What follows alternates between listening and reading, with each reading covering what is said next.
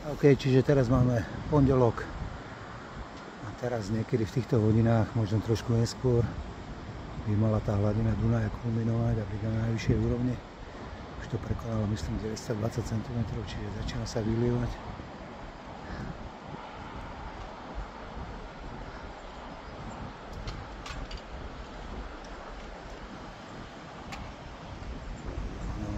Tá voda sa valí z Viedne, čiže to najhoršie ešte len príde asi. Ale vidím to na tých lodiach. Pri starom moste, pri tom zelenom. To je úplne zaliaté to parkovisko.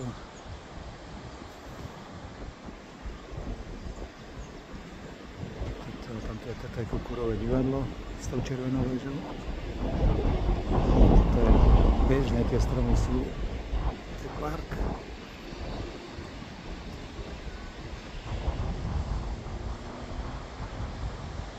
Sranda to nie je.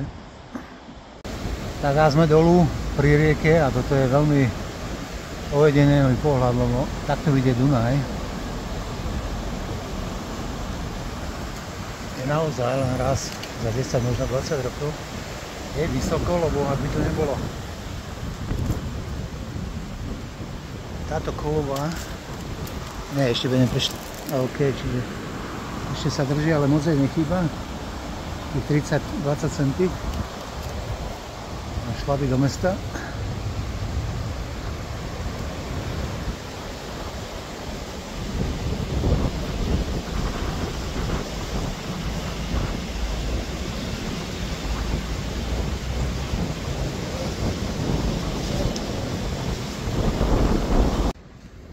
Alright, a toto je Eurovia.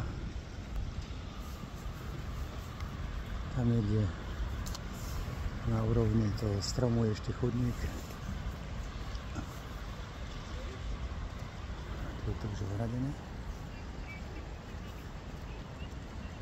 A UK sa zdá moja filozofická alma mater po budu.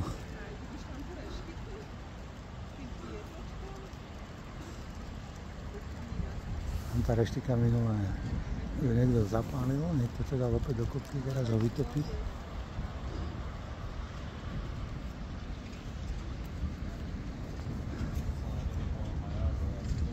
OK, čiže som sa mýlil, tu sú tie ohrady a zábrany, takže tá reštika je zatiaľ v suchu. Zase, že je alma mater.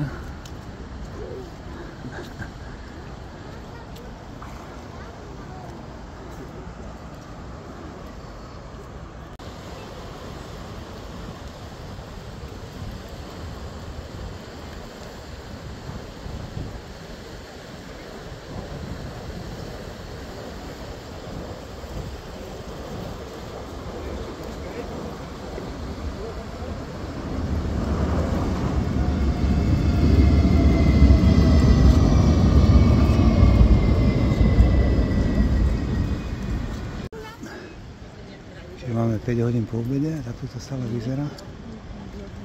Voda ešte stále bude rásť. To má kulminovať niekedy naozaj večer.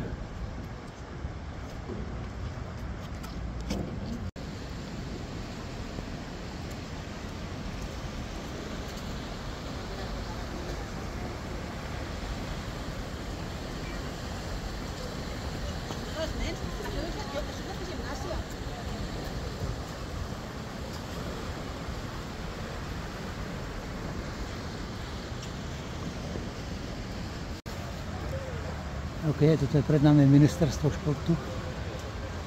Najzbytočnejšie ministerstvo v Európe a zase, že ich vytopilo. Takto je vysoko tá voda. Toto je prvý schod, druhý schod.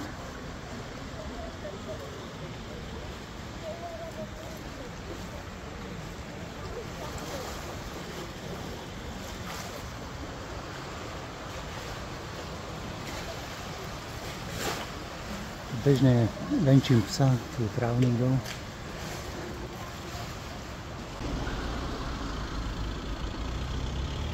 Jedna vec je istá, že Bratislava túto povedne prežije a tak isto prežije aj Machalu a všetkých smerákov a celú tú bandu.